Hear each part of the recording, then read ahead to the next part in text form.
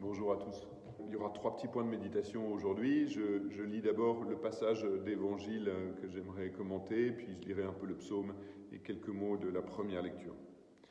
De l'évangile selon Saint Jean, au chapitre 4, je prends à peu près des versets 46 à 54. Jésus revint à Cana de Galilée où il avait changé l'eau en vin. Or, il y avait un fonctionnaire royal dont le fils était malade à Capharnaüm.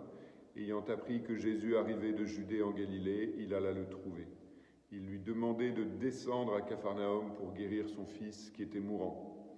Jésus lui dit : « Si vous ne voyez pas de signes et de prodiges, vous ne croirez donc pas ? » Le fonctionnaire royal lui dit : « Seigneur, descends, avant que mon enfant ne meure. » Jésus lui répond : « Va, ton fils est vivant. » L'homme crut à la parole que Jésus lui avait dite et il partit. Pendant qu'il descendait, ses serviteurs arrivèrent à sa rencontre et lui dirent que son enfant était vivant. Il voulut savoir à quelle heure il s'était trouvé mieux. Ils lui dirent : « C'est hier, à la 7e heure, au début de l'après-midi, que la fièvre l'a quitté. » Le père se rendit compte que c'était justement l'heure où Jésus lui avait dit : « Ton fils est vivant. » Alors il crut, lui ainsi que tous les gens de sa maison. Tel fut le second signe que Jésus accomplit lorsqu'il revint de Judée en Galilée. Il y a un mot que Saint Jean va utiliser 3 fois de suite, donc on peut croire qu'il y a une insistance de sa part, et ce mot c'est le verbe « descendre ». Par 2 fois, le fonctionnaire royal demande à Jésus de descendre. Et Jésus ne va pas descendre avec lui, mais le fonctionnaire royal va redescendre seul à Capharnaüm. Mais par 3 fois, ce mot est utilisé. Jésus ne va pas descendre avec ce fonctionnaire royal à Capharnaüm. Mais celui-ci va descendre seul chez lui, seul, sans la présence physique de Jésus, mais avec quelque chose qui a changé, parce que désormais, il croit. Quand Jésus lui dit « Va, ton fils est sauvé », le fonctionnaire croit. Ça veut dire qu'en fait, il va redescendre à Capharnaüm. C'est un peu loin de Cana à Capharnaüm, il doit y avoir 40 km de marche à peu près, donc, et on peut imaginer qu'il marche à une bonne vitesse parce qu'il veut retourner à la maison, retrouver son fils mourant, et peut-être désormais vivant en Jésus. Mais pendant ce temps-là, même s'il n'est pas physiquement avec Jésus, il est dans la foi. Ça veut dire que la parole de Jésus est imprimée dans son cœur, le visage de Jésus est imprimé dans son cœur, et désormais, il n'y est plus tout à fait seul, et il descend à Capharnaüm avec la foi en Jésus, et avec donc Jésus en son cœur. Et pour commencer ce petit temps de prière, peut-être que vous pouvez demander au Seigneur vraiment qu'il descende dans votre cœur, et que vous puissiez, vous aussi, croire en sa parole et laisser son visage s'imprimer en vous. Voilà, Seigneur, je crois que, comme pour le fonctionnaire royal, même si tu ne descends pas physiquement avec lui, en fait, vraiment tu es avec moi dans la foi, par la confiance que j'accorde à ta parole et par la joie de savoir que ton visage s'imprime dans mon cœur. Voilà, dans la foi, je suis en relation avec Jésus.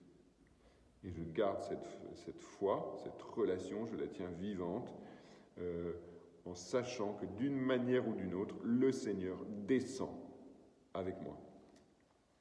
Ensuite, je vous lis le psaume, parce qu'il est assez étonnant et il reprend le terme de cette descente.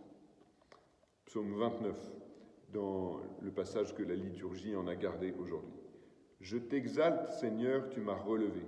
Quand j'ai crié vers toi, Seigneur, Seigneur, tu m'as fait remonter de l'abîme et revivre quand je descendais à la fosse. Fêtez le Seigneur, vous ses fidèles, rendez grâce en rappelant son nom très saint. Sa colère ne dure qu'un instant, sa bonté toute la vie. Avec le soir viennent les larmes, mais au matin les cris de joie. Et j'ai crié vers toi, Seigneur, j'ai appelé mon Dieu. Tu as changé mon deuil en une danse que sans fin, Seigneur mon Dieu, je te rends de grâce.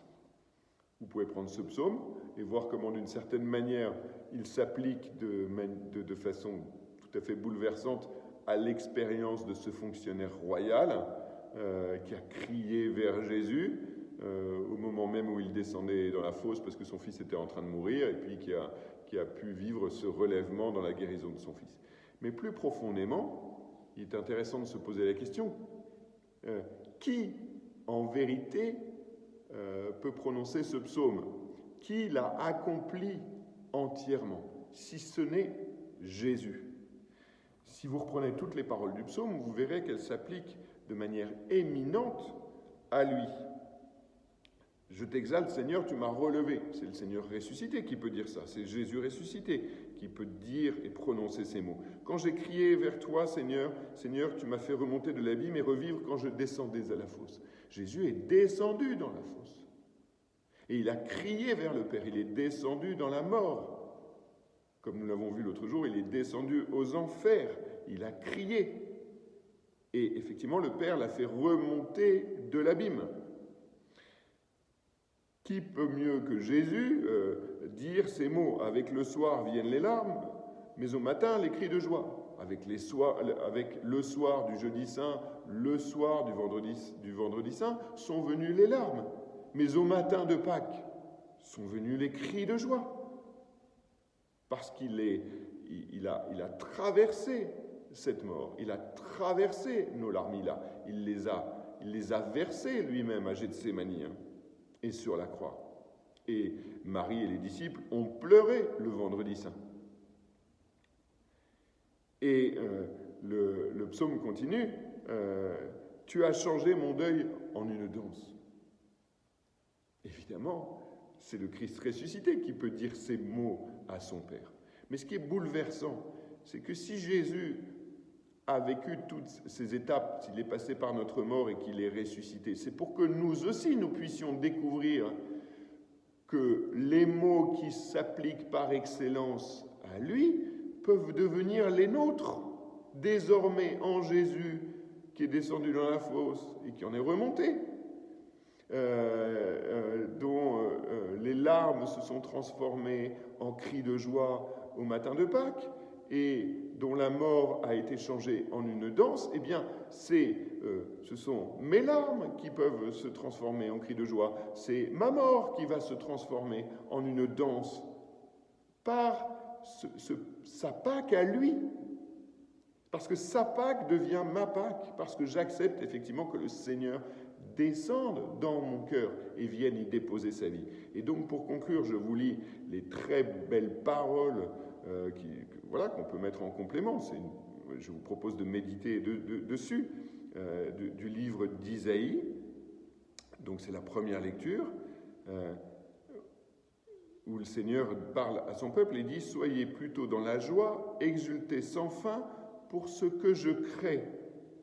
Car je vais recréer Jérusalem pour qu'elle soit exultation et que son peuple devienne joie. J'exulterai en Jérusalem, je trouverai ma joie dans mon peuple. » Alors Seigneur, aujourd'hui, j'accepte que réellement tu sois descendu dans la fosse, que le Père t'ait fait remonter des abîmes pour que ton deuil soit changé en une joie, et j'accepte que tu descendes dans mon cœur pour qu'avec toi, mon deuil soit changé en une joie. Et j'accepte que tu descendes dans mon cœur pour qu'effectivement, tu viennes y créer ta joie, que tu viennes y trouver ta joie. Soyez plutôt dans la joie, dit le Seigneur, exultez sans fin pour ce que je crée. Qu'est-ce que Dieu crée en nous? Ce sentiment de joie, parce qu'il est descendu au plus profond de nos abîmes pour nous en faire remonter avec lui dans la puissance de sa résurrection. C'est ça que le Seigneur crée, ce sentiment de joie. Et il veut trouver sa joie de ressusciter en nous. Et Seigneur, eh bien, nous te demandons aujourd'hui qu'effectivement cette joie, tu nous la donnes par ta présence en nos cœurs, par l'accueil de ta parole, par cet accueil renouvelé de l'être qui nous entoure dans sa surabondance et qui nous dit la surabondance de ton être qui se donne à nous, qui se communique à nous, chaque fois que nous écoutons ta parole et que nous nous mettons en ta présence sainte. Voilà, bonne et sainte journée à vous, illuminée de la lumière du soleil comme de la lumière du Christ. À demain.